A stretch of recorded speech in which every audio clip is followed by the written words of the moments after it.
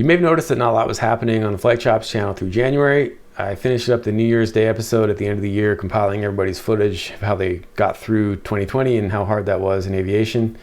And then kind of burned out a little bit, but I've also been editing the last couple episodes of the Alaska float training. And I got this crazy awesome multi-part series flying an Extra 300. What a flight! Didn't get a zero. That's definitely the name of the video. No zeros. He got through the whole sequence. Really? On the first attempt. Nice. Well, there was coaching, there's no question, but I was mostly able to keep track of where I was on this thing. That one involves me learning to fly the competitive sportsman sequence, as well as contest winner Hannah, who came out to fly with us. Oh my God. And Dave getting to achieve a lifelong goal to solo the Extra 300. That is something else. Oh yeah. I literally have never experienced anything like that. But you said it's just like a Stearman. Yeah, it's just like a Stearman, dude. I don't know what you're talking about. And Dave's been helping me behind the scenes to solve a problem that's been burying me quite literally for years. My current data management situation is poor at best. I basically use this dock thing to put SATA drives into, fill them up, put them on a shelf, and try to kind of sort of keep track of what's on them. It is not ideal. So that has been a large part of my month, going through the archive of basically 100 terabytes worth of backed up footage and current stuff. So there's a lot coming. I think I've got in the neighborhood of 20 episodes shot from Mexico and Sweden, general aviation adventures that we got done before everything kind of got shut down in early 2020 that I have to get edited. And this problem with data has been a real issue. And that's not even all of them. I got this OWC RAID and a G drive, 12 terabytes each. That old Seagate that I've been backing up to forever is super dusty, gotta look at that. And 3 of those Samsung T5s, about 2 terabytes each. And who remembers these things? I got a bin that weighs about 80 pounds full of them, and I also have this big guy. Dave's day job is an IT Jedi kind of guy, and he volunteered his time to source surplus parts and build me this insane NAS server data array. It's 120 terabytes, which I think has 90 usable. Dave has been there since 2014 as a subscriber and an early Patreon supporter, and also one of the early kind of examples of the community becoming a direct part of making the content awesome. I can only do so much by myself. A lot of what I do is kind of being a conduit to tell the stories of community members, and he was part of the Canadian Historical Aircraft Association, which I hadn't even heard of. So when he invited me out there to fly warbirds with him, it basically changed everything about the trajectory of what I was doing with tailwheel flying, and here I am 5 years later soloing a T6, basically directly thanks to Dave. So this has been an amazing opportunity for me to be able to pay him back a little bit with the Extra 300 experience, and then here he is building me a data storage solution to solve a problem that literally causes me to lose sleep. Steve's kind of won the Silicon Lottery in a lot of ways, where he has not had any major data loss, just editing off a small external storage array and backing up to a bunch of disposable hard drives, essentially. Everyone's helping, very nice. Anyway, this is a surreal, amazing solution. I'm still gonna do cloud backups as well, but I needed some high-speed on-site backups as well as potentially editing directly off this thing. It's 10 gigabit connected. So Dave worked it all out for me, and I think this is gonna be an amazing solution. All right, here we go. Whoa. That's intense. Stuff is happening. It's worth noting that it's not full, so there's room to upgrade this thing. I guess it's half full, right?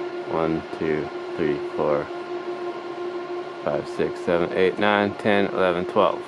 It ain't quiet, so that's why I didn't want it in my office with me. That's where I've been, and I just want to let you guys know this is the kind of thing that your support allows me to do, is to take the time to organize this kind of stuff and get a system in place that allows the content production to continue to be sustainable. We did get a few pretty awesome trips done before everything shut down. We got to Mexico and Sweden to do some general aviation adventures, and I learned a whole bunch, got to do some great flying with some amazing local pilots, and again, they reached out to me and invited me to go out there to tell their stories and see how they fly. So timing should work out well to kind of ramp back up talking about international general aviation as we start kind of considering travel again into 2021. So that's coming in the pipeline, and basically I just want to thank you guys for being supporters and allowing this whole thing to happen. I never could have imagined what Flight Shops would become since I launched the channel 7 years ago. You guys here on Patreon are the single largest support pillar. I call you the majority shareholder. Without you guys, I couldn't do what I do. You are bigger than any single other sponsor or support entity. It's all because of you guys. It doesn't need to have a huge audience. It just needs to be able to reach the people that want the nerdy deep dive storytelling that we're able to do here, and I couldn't thank you guys enough for being a part of this. So just wanted to share some insights into what has been going on in the world of Flight Shops as we get started into 2021. The original plan was to end this video here, but what I'm going to do is include a sample of an existing Patreon exclusive, which is really pretty interesting. And after this clip, there's a solid talk through from Dave about the NAS. Hey Patreon supporters, I wanted to share this bit, including an awesome landing from the current Beaver training edit, while I'm also preparing for a fairly massive IFR trip that's going to be quite literally an actual cross country. By the way, how much total time you have, Steve? Maybe 600? Okay, I can guarantee you don't fly like the average 600 hours, and the reason is you've done so many different things that this is very impressive, and want to make sure your viewers know it's not the total hours, it's what you do during those total hours, and for sure you're extremely comfortable with this airplane, and literally, I think people will see I've been ready to grab controls, but guarding controls, I should say, not ready to grab because I haven't had the urge to even, and yet you're flying a very, very nice airplane. So really, you always train and take every hour you count. A 600-hour pilot can actually shame many more pilots. I won't tell you how many thousands of hour pilots I had here where I've been on the controls already. And they were float pilots, so... Appreciate it. But the training is good. I mean, I have all your tips. It's your discipline that's good, and that's what I'm saying, is you haven't been just flying from hamburger joint to hamburger joint. Right, yeah, that is true. You've made every of those 600 hours to be a learning experience. Let me know in the comments if you think I should include that scene. I think there are some really interesting insights, but my humble side is hesitant to imply that I'm something special. I've just been really lucky to get a lot of opportunities to do amazing things in a short time. Alright, so we got a boat right there, he's fishing. There you go. Right near our touchdown spot, so we'll just hope he doesn't move and we'll fly past him. Yeah. So far he looks like he's going to keep going toward the shore. Okay. So are you high, low, what are we? Well, for me, we're incredibly high. Okay, incredibly high. Incredibly high. Well, bring the power back. Let's go to 15 inches and start pumping some flaps.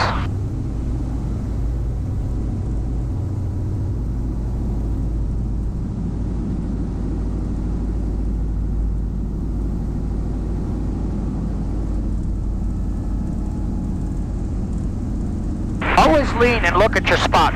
Good push pilot tricks, it's kind of like in your turn, you want to see where you're coming out, so you can increase your bank and don't you feel slow low? It out. Don't you feel low now? Oh, yeah, but we want to be a little lower, right? There's going to be a little point where we're going to be just touching down where that shoreline is. So hard to get used to, but okay. I know, but we're right now following the contour. Yeah, so this will be about right now, yeah? I want to be below the tree line when I cross the shoreline. Oh, we will, I think. Yeah. There we go. Now we can start working our way there, add a little bit of power. Oh my god, this is so awesome. There you go. This is what it's about. Okay. Power a little bit. There we go. Pitch up and we wait. How much better of a landing this was. Oh yeah. Our back, don't let the nose be tucked under. You see how I grab your floats? Yep. And slowly we're bringing it back without getting airborne again. As you get better, we'd be pumping flaps up, but right now I don't want to add that to it. But this is what we do, and what happens is make the airplane heavier and sink in sooner, so your takeoff, your landing roll is shorter. Right. Very nicely done. Yeah, well, that was awesome. See? Motor rudder's down. Let's go the other way, and I think we're going to leave this lake alone now. I'm going to bring a mixture back so we don't foul up too much. Traffic Cessna 0 to Juliet. Look what we forgot again. 1200 inbound to 2 Lakes Airstrip at Oh, my bad too. Missed that. I was just looking outside. So of course, being an existing Patreon exclusive, that video has already been published, and I did apply the feedback to include that clip in the public version of the edit. And as promised, here's Dave with some additional NAS context. What did we build? We built a off-lease. We start with an off-lease chassis. I'm a big fan of using reclaimed server hardware that's only been running for a couple of years in a clean data center. Maybe not so much the hard drives. We did use brand new drives because of the data integrity being important. And off-leaf server hard drives are kind of hit or miss. They're usually pretty good, but we wanted to start at 0-hour drives. But the motherboard, RAM, CPUs, all that stuff, power supplies, they really don't age all that quickly, and they're typically, they'll last for dozens of years before they fail. I still have machines that are running very well that are over 20 years old. So we start with an off-lease dual socket Supermicro system that has a couple of E5-2670 V2 CPUs in it. Those are 10 core, so deca-core processors times 2. So there's 20 cores, 40 threads of processing power available, and 64 gigs of RAM. Now immediately you're like, guys that are maybe a little IT oriented are thinking that seems like a lot for a storage array. It's just there to process storage related stuff. Well, that would be true if it wasn't running ZFS. ZFS is a wonderful, beautiful, I love it file system that has a ton of really advanced features built into it. So first of all, it's not a hardware RAID solution. The disk attachment is just standard SAS or SATA. So the disk is connected to the system through some cards that carry just a raw disk signal back. And back in the day, you would have an actual piece of add-in card that did the calculations to make the disk redundant. It would be called a hardware RAID adapter. There's a bunch of different brands. LSI made a bunch. Adaptec was really popular.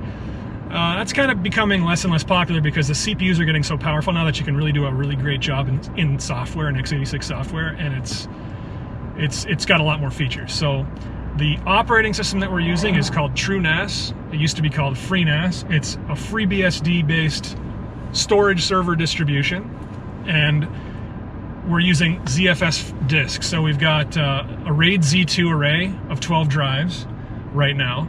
So that means you can lose, it's basically the equivalent of old school RAID 6, which means you can lose 2 drives out of those 12 and still have your data protected. If you lose a third drive, you are game over.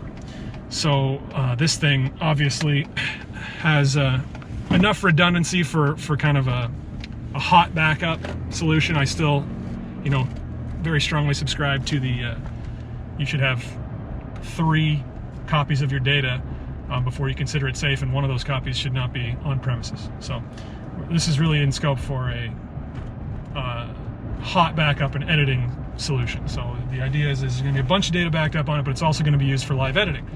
So ZFS also has a forward arc cache on it. It takes whatever data set you're working with a lot. So if Steve's doing an edit and he's got, say, 32 gigs of GoPro footage set up, and he's going back and forth in that 32 gigs of GoPro footage, that's eventually going to be buffered into what's called the arc cache, and it'll be right in the RAM. So as he's scrubbing that, it's going to get faster and faster until it's basically just reading it right off the RAM and not off the source disk. So that's a really cool feature of ZFS. So yeah, you got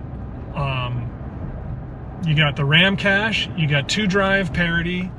It does on-the-fly compression, so every bit written to that disk is compressed through LZO, and that's all done by CPU transparently. It's all highly available. It's got redundant power supplies in it. It's error-correcting RAM. It's going to have a UPS backup, and it's going to serve all that data out over a 10 gigabit NIC to a new Mac Pro. The Mac Pro being, of course, the weakest link in the whole solution.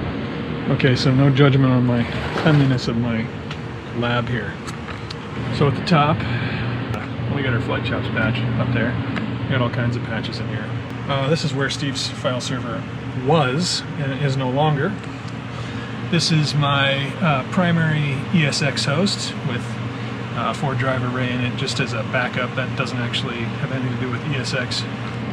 My storage server is fully populated, and I got a standby host that can function as either one of those arrays. So it can be either the ESX host or the file server if I were to swing the drives over in case of a hardware failure. And then on the back side, we got the switch stack up here, which is presently a mess. I'm reworking some cabling in the house. So you got, this is my gigabit switch up here. This is just general office use. It's also power over Ethernet for a security camera VLAN, so you can see the red lights represent cameras that are powered up and other PoE devices like Wi-Fi access points and things like that.